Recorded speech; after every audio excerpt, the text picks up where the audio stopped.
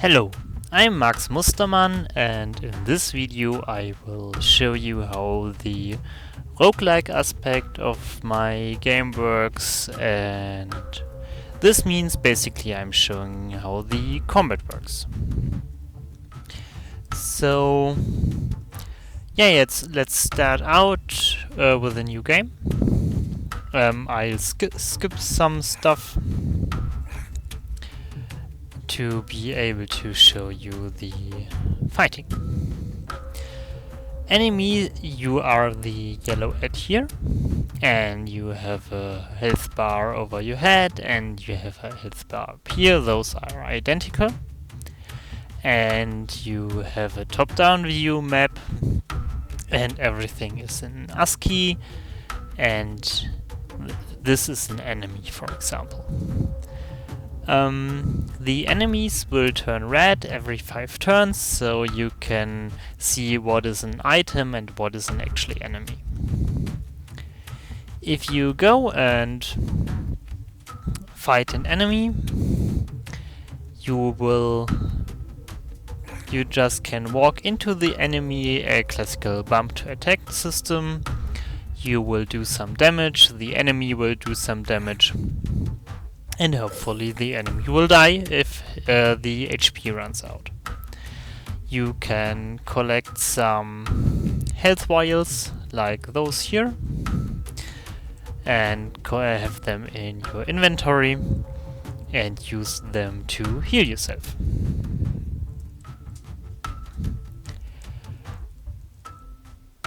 Those are stronger enemies which I will not fight right now, because the enemies have different behaviors. Like, you probably see those blue lines that create those squares. Those squares are basically the enemies will see you once you enter their square and will react to you once you are in their square. So you are pretty safe.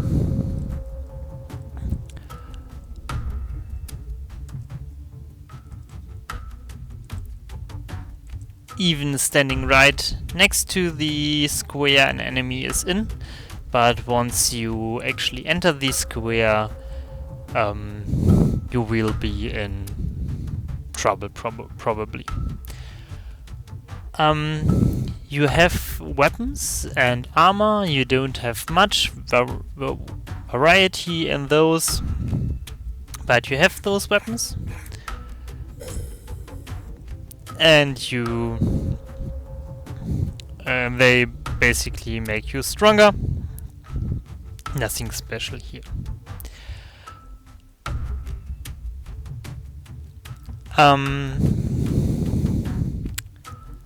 Yeah, this is the basic combat system. You can have weapons, you can beat enemies, and you could play the game on the easy difficulty, only knowing that. But there are many more systems, and knowing the systems will make you be able to hit harder and stronger. For example, there's a trap room here, and there's an enemy here, and I can wait behind the trap room and watch the enemy walk into the traps, get hurt, and actually die. Once the enemy dies, the trap will be blocked. So you have to take care that you're not... you always clean the traps from the enemy corpses. Okay, so what you can also do is to fight within those rooms. And right now I just let the traps do some damage, and then I went in and finished the enemy off. The other thing you can do is kiting. Basically, the enemies will recognize you once you are in their square and will attack you usually, but their behavior is different by enemy types. Some will never chase you, others will always chase you, and some will sometimes chase you. These spiders here are basically made to train kiting, so they will always chase me, and I now got attention of all of them, so I can walk through the trap room. They will follow me, and I can go back into the trap room, and slowly they will be ground up. But as you see, the trap room gets filled up, and that will make it hard to infinitely kite enemies here. Another thing you can do is another AI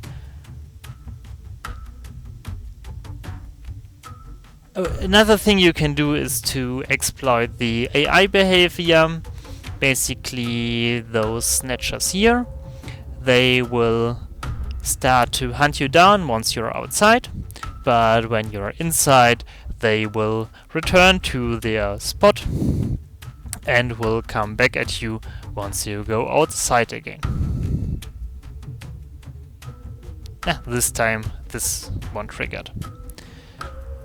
Okay, so now I got attacked by the Snatcher, and the Snatcher gave me a status effect. There are several status effects in the game. You can check them out by pressing V for the character screen and then E for the status effect. And now you see I'm slowed down 2% for another tick, and this is meant to... so the player is getting caught up. It's easier to chase down by the snitchers. Now that I killed the snitcher, I get a status effect for killing an enemy. It's called Berserk. You hit harder and you are faster for some time, like a short time. That is to make you engage more enemies. Like this enemy up here is coming into my direction, and I have Berserk for 10 moves. That should work out, so I can still attack it and get another Berserk in. Without Berserk, I am not strong enough to actually kill the snatchers in one hit, but with Berserk I should be able to do so. Another thing that can be done is that you can wait a turn, but you can also wait 1/10 of a turn. So now that the snatcher is nearby, I'll wait slowly for him to approach, because I'm really low on health, and if the snatcher gets another attack in, I'm dead. So let's see if this works out. I waited till he is right in front of me, and then I attacked him, and it killed him instantly, and I got a new Berserk. Cool. So what's next? The snatcher that approaches next, I won't be able to... my Berserk ran out, So I won't be able to fight him because he will get a hit in, and I'm not going to survive 2 hits, 1 hit from this enemy. So I go back to base, and I do have this healing item right here, so let's use it. Basically, to use the healing item, it's a coal burner. You have to select the corpse of the enemies, and then you can use it, inhale the smoke, and heal up. Okay, now I am at full health again. I could take on the snatchers now, but I'll get a promotion first. Give me a second. I have to fulfill a story requirement to get the promotion, but now I can get the promotion. And the promotion gives me a special attack, because I thought the bump to attack mechanic is a bit boring, so I added a special attack, and the promotion actually gives me a choice between a swap attack and a special attack. I'll choose the special attacks. It's a bit confusing. I have to change the naming, but basically the special attacks, there's an alternate attack mode, and usually when attacking an enemy you would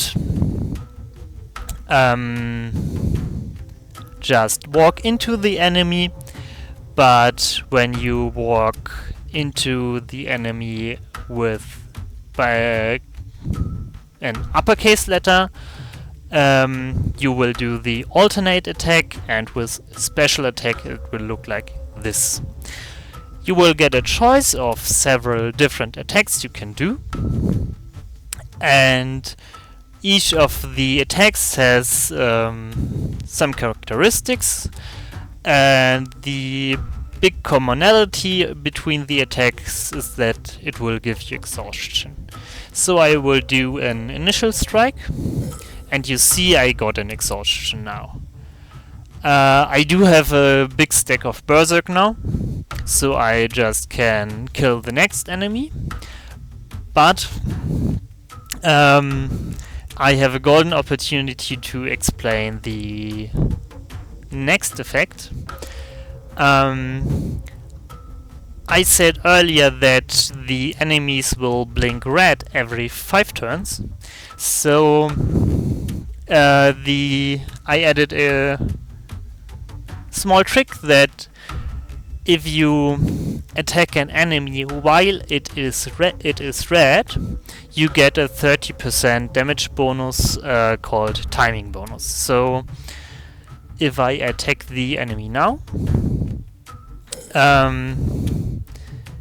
it will say I got a timing bonus and got berserk, and I did pretty hard overkill on this enemy. Okay, so let's jump back a bit. The swap attack, I'll explain that later. Let's fight some spiders. The spiders are troublesome because they are pretty strong, but it is a good opportunity to show the fighting some more. One thing I can do is to go into a special waiting mode, and this waiting mode is designed to wait 1/10 of a turn until the enemies are right in front of me to reduce the idle typing. So with one keystroke, the spider, I waited until the spider is right in front of me. The spider is red, so I get a timing bonus, so I can really stomp it now with an initial strike. The initial strike gives me a 3 times damage multiplier and only 1 exhaustion, so it's a pretty good start into a battle. But once I did the initial strike, I cannot do it again. Cannot do it again, and have to choose another one. For example, the heavy attack is okay, but you see it only does 1.5 damage multiplier, but gives me 3 exhaustion. So it's much more expensive, but that's why it's called initial strike. Another thing you might notice is that the attack in the top will always change when you do an attack. That is to make things more interesting, because the enemies have fixed stats on each run, and your attacks are deterministic. You will always hit and you will always do the same damage. So you can figure out a pattern how to beat an enemy and know how to basically execute the combo without thinking about it while you do it.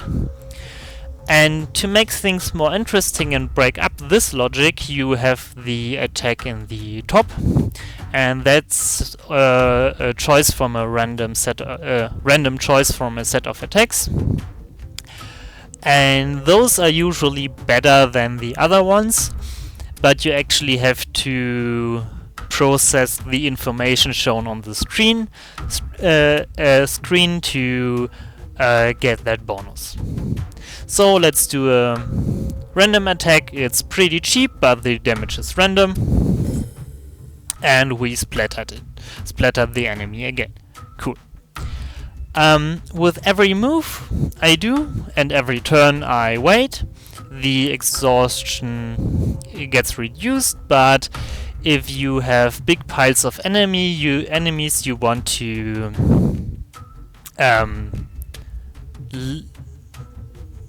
to keep that keep an eye on the exhaustion, because it stacks up. Okay, so let's attack the spiders with some heavy attacks. I know this works, and since the fighting system is deterministic, I can just hammer out the attacks real quick.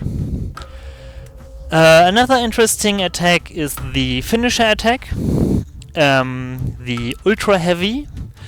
It basically gives me a lot of so much exhaustion that it takes me out of the battle, but it's a good way to end a fight. So let's do it, and you see I got a lot of exhaustion, and now I have to wait a bit to recover it. But you see I wiped that square pretty good. Okay, one thing you can do is, like, you can upgrade your weapons. Like, currently I have a 12 sword and 3 armor, and I can just go to the sword sharpener and upgrade my weapon. The first upgrades are free and just cost some ticks, and the more expensive upgrades cost you resources. The resources are usually collected from dead enemies, so let's see if I find appropriate enemies, but I have to take care a bit to not get caught up by the snatchers. But they are not a real threat once you can do special attacks. But there are a lot of snatchers. Okay. That did not went quite as well as I imagined, the fight against the last snatcher here, but that gives me an opportunity to explain another system, and that's the healing. You have seen me heal with health potions, vials, and you have seen me using the coal burner, but you also have healing over time. But the healing over time is built in such a way that you heal faster the more hurt you are. So right now I only have 5 HP, so I will heal roughly every 5 ticks. So I don't really have to wait long right now to get into a better shape. This is meant to prevent the situation where in a dungeon you have to wait for ages to heal up. But it's also limiting your power, because at like 100 HP you only will roughly heal 1 HP per 100 rounds. And if you have like 1000 HP, the native healing will do nothing for you. Okay, let's move on. We have this cluster of enemies here, and those are shield bugs, and those carry the armor, the resources we need for armor upgrades. So we are going to slaughter them. The first thing to do is again to use the function for them to approach, and then we can make abuse the fact that those are way slower than I am. They only move every 2.2 ticks, and I move roughly every tick. So I can do an initial attack, step back, do an initial attack, finish. And you see, there I got an upgrade item for my armor. I pick it up, and basically we can continue this all day. And since I'm not actually getting hit, if I do this right, I'll actually heal up during the combat.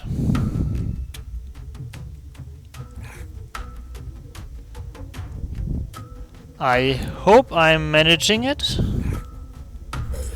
Yeah, I think I just got hit there. So you still have to take be a bit careful, because let's see.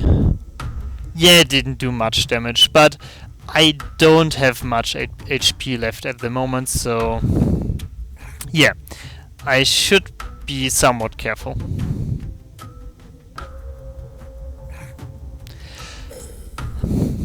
And you saw the effect. I was focused on the battle right now, and I did not actually check what the randomized special attacks are offering me. That's sad, the game crashed. Well, I gotta fix that. But let's move on for now. And as you saw, the game does auto-saving in case it crashes, so it's not the end of the world. I just cannot fight the golems right now, which is really sad, because they give me the upgrade items for swords. Okay, doesn't matter. I use the chitin plates now to upgrade my armor, and I can get stronger that way. Okay, another system that is interesting is, like, I upgraded my sword to 15 earlier, but now my sword is back at 14. And that is because the game degrades the weapons over time. And maybe I can show it right now.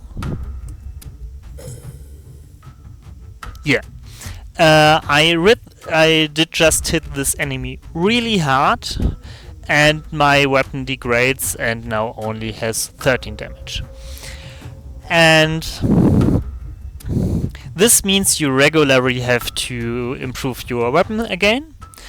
But the system behind this is that the overkill you do when killing an enemy determines the chance your weapon degrades on an attack. So you don't want to use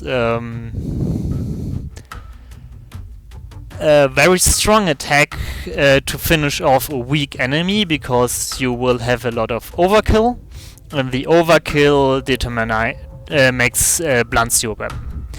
The better your weapon is, the higher the chances as well. So you have to do some weapon management in the game to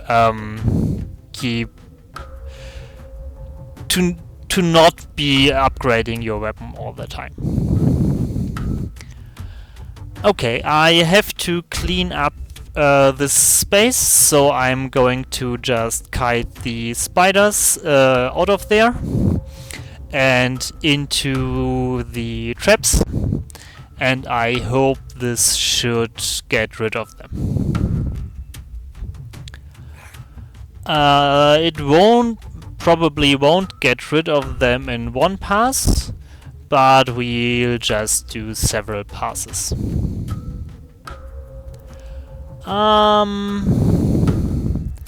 That's a bit close, but I think I'll just ignore the spider. But they do slow me, so it's a bit risky to get hit by spiders, because once they slow you, they can catch up to you, hit you more, slow you more, and get you into a cycle of death. Another thing that was a bit dangerous, you have seen,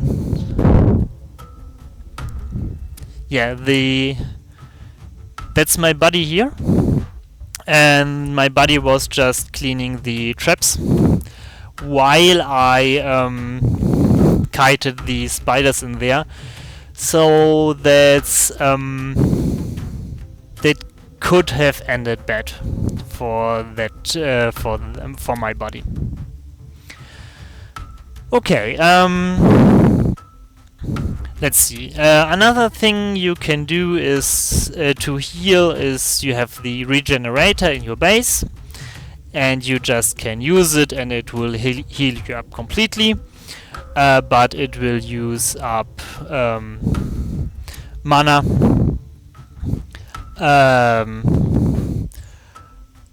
But yeah, you get the idea. You have lots of ways to heal, and many of those ways will work better when you have little health. Some will take some time to take effect. You have to learn how the different healing system works, and usually you can select the right healing for the right circumstances, and if you select the wrong healing, you will have negatives. For example, the health potions, the vials, they also work better if you have little HP. So let's show this. I am going to ignore this enemy to get hurt.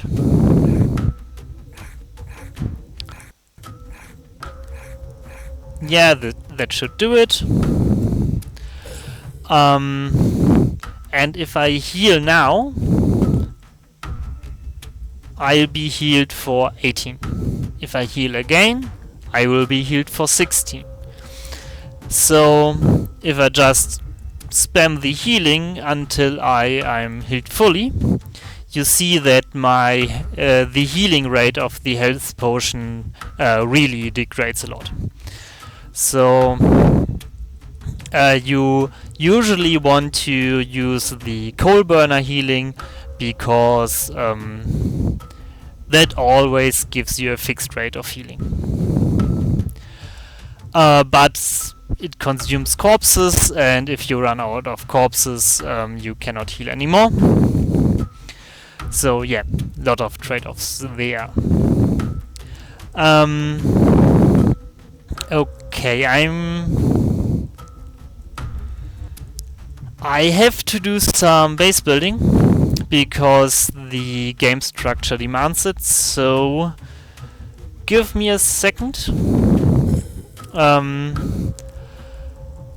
to do that, and then I can show you another feature.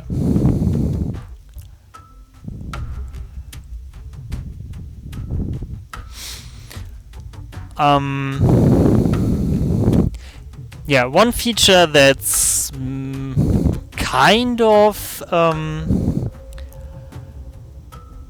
roguelike related is that I can move on my own, like I'm doing right now. I'm using VSAD to control where I'm going, but I also can use fast travel, and now I'm not typing anything, and the character will know how to get to the correct place. Okay, so the base building stuff is almost done. So let's wrap it up and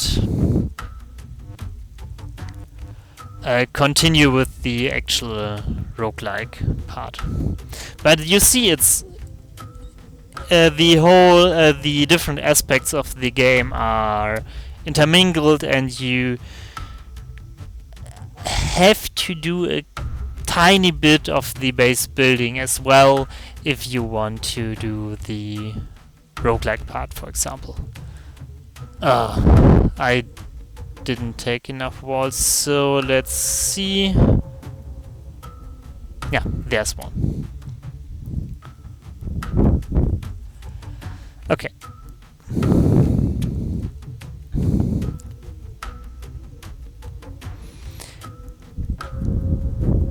So, for context, what I'm doing right now is building a room, because once I build that room, I'll be able to get another promotion and unlock another feature.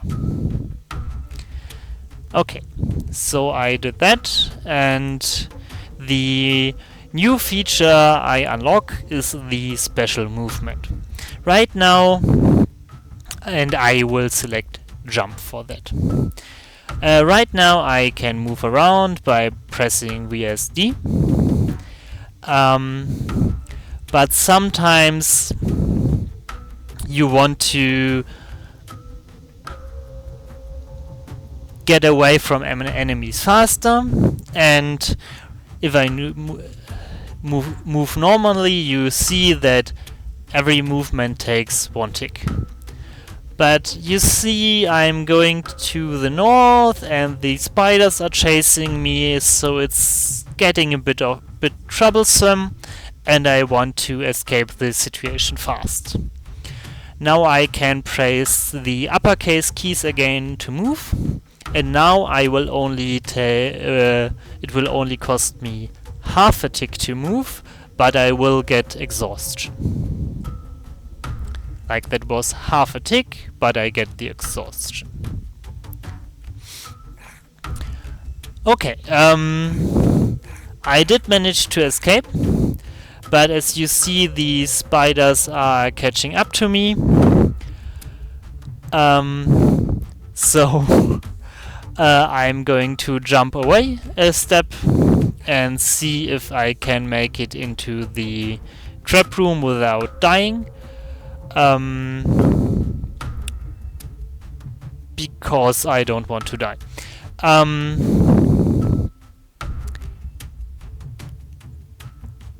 Yeah. Basically, I can take the risk now to to move into the trap room and take 1 or 2 hits again. But there's an alternative for situations where you know you're dead, basically. I dislike being in a situation where I cannot do anything anymore. So if you you basically have no chance to escape, you can do an action and have the action to get emergency health. The emergency health will get you some health right now, but reduce the max health as punishment. So you see I lost 10 max health, but I'm up and running again, and will and I thought that I'll make it to the trap room, but they got me and killed me. Now you see that the game is not fully permadeath. My character I just had is dead and it will not come back. But I respawned as another guy on my base. The buddy I talked about earlier. And now I control that buddy. I have no armor and no weapon anymore, but that's okay. I just grab a new one and spawn a new backup NPC because they basically act as extra life. Okay. So I did explain the special movement, the special attacks, the healing, the respawning. Let's show you the swap attacks and show you the endurance run with this character. Since you get the promotions again, you can basically create somewhat of a build. Oh god, I'm going to die with these swap attacks because swap attacks basically do this. When I'm standing right next to an enemy, I can switch places with the enemy, which does almost no damage, but it will prevent you from getting surrounded. Okay, so I did survive that. That's great.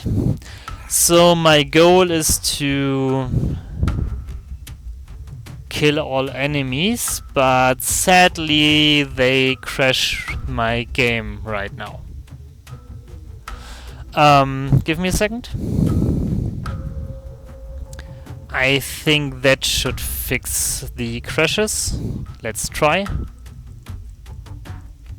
Yeah, that fixes the crashes, so let's go and kill everybody.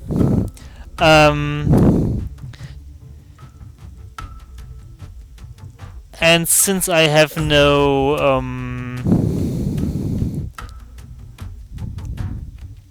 special attacks, I think the combat is a bit boring right now.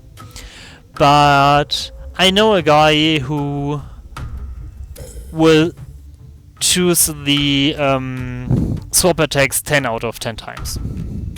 So it's really personal preference. And I'm planning to... that's a sword upgrade item. And I plan to add some like other special attacks as well, like one where you don't have this big selection of attacks, but only but have one attack, but that does more damage, but it's simple to use. Basically, the idea is that you can select a system that is so complex as you can handle, and if you don't want to do complex stuff, then you're fine, you don't have to. Okay, I have to take... I have to keep an eye on my health a bit. But as the mechanic that getting hurt more heals you more basically makes it not that important to go out of a fight with max HP, but it's important to leave a fight alive. That's the main focus.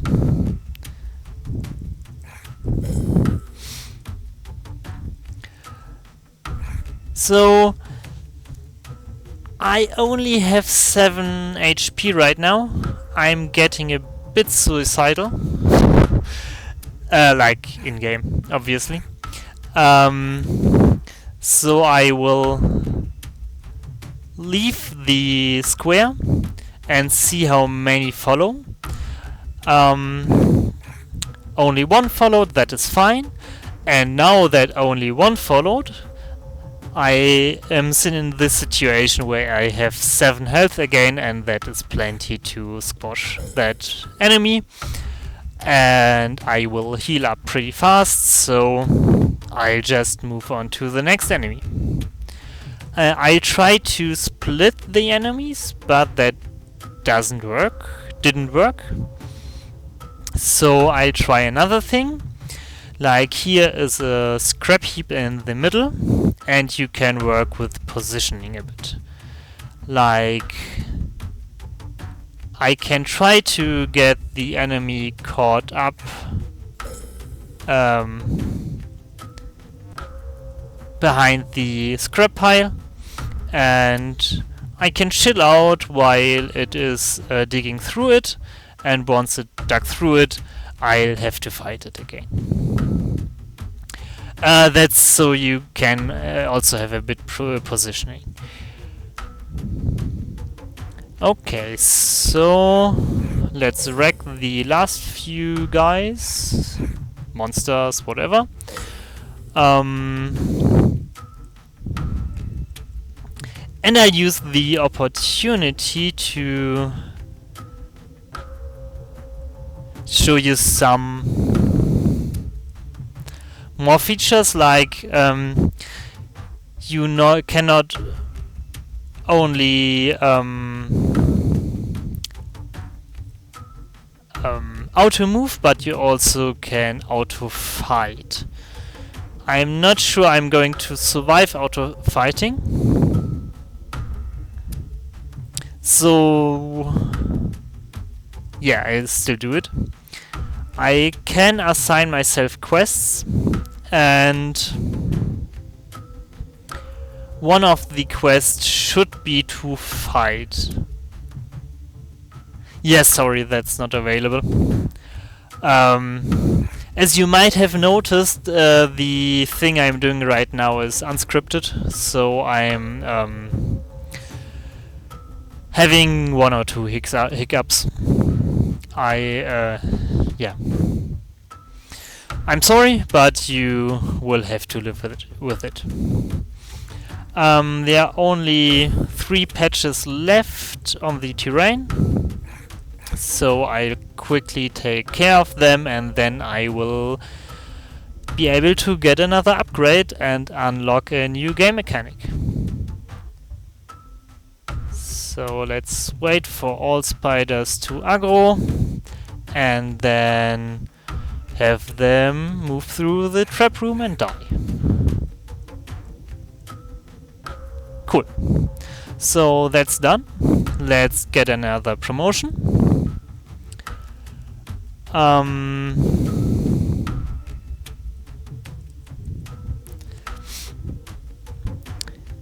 Yeah, the next game mechanic is that you can also do ranged combat. And there you have the selection between shooting in a straight line or shooting at a random target. I'll choose shooting in a straight line because I like that better. and I'll quickly upgrade my stuff. And then we need to collect some ammunition, and then we can go and try out the ranged combat.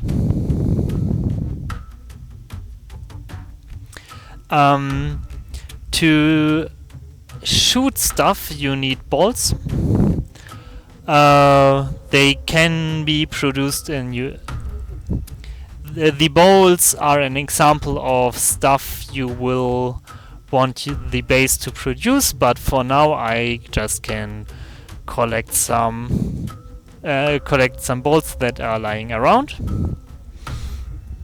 and then I can move to neighboring terrain and see if I can find something to kill there.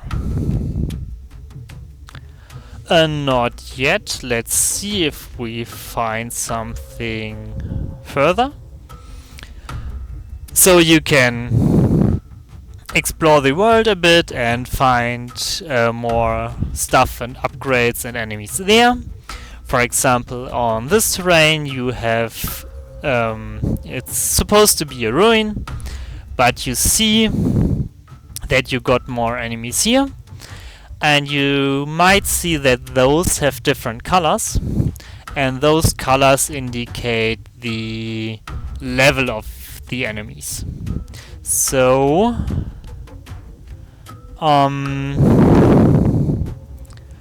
the more red, the stronger the golems are, and the more bright green, the stronger the shield bugs are. But I'll just pick a fight and show you how the range attack works. Basically, I can say I want to fire a bolt, and in what direction I want to fire the bolt. And if I say fire north, it will shoot straight north. And this means I cannot hit this enemy, because I only can shoot in a straight line from my position. Yeah, the enemy here is pretty heavy, so I don't actually want to fight it. So let's see. This one is chasing me, so I am positioned right, and I can shoot the enemy quite a lot, and I hope that this should be enough to take him out. Great. But now I got no ammunition anymore, and need to go home, stock up on ammunition again, etc. So let's see if there is nice loot in the ruins I want to grab. Because you don't actually have to fight all enemies. For example, there's a sword here and some mana here, like 2 swords actually. I can also just run into the room, grab the stuff I want to have, and run out of the room again. And with some luck, they are not going to chase me. With some not luck, they are going to chase me down and kill me. Okay. I think that's roughly the combat system in my game. Oh, I forgot one thing. The overkill did get a bit of a bad reputation. Because I said it's bad to do overkill, because the overkill will make your sword blunt. But it also gives you more berserk. So basically the overkill can be has some good effects and some bad effects, and you need to trade off the effects. depending how your playstyle is. Okay, so two last things before I am going to close out. You can brew potions at the alchemy table, and those potions will allow you to increase your base stats, like you can be faster, stronger, get more base damage, have more health, stuff like that. And if you don't want to do it via alchemy, you can use the shrines up here to pray for some health upgrades.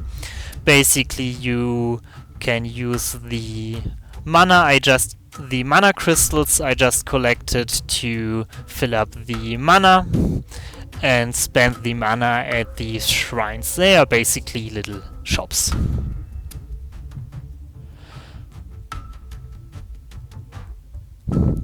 And the actual last thing I'm going to mention is that once you do enough of the base builder component,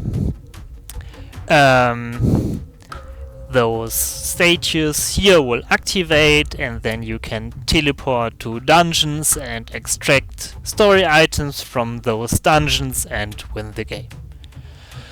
But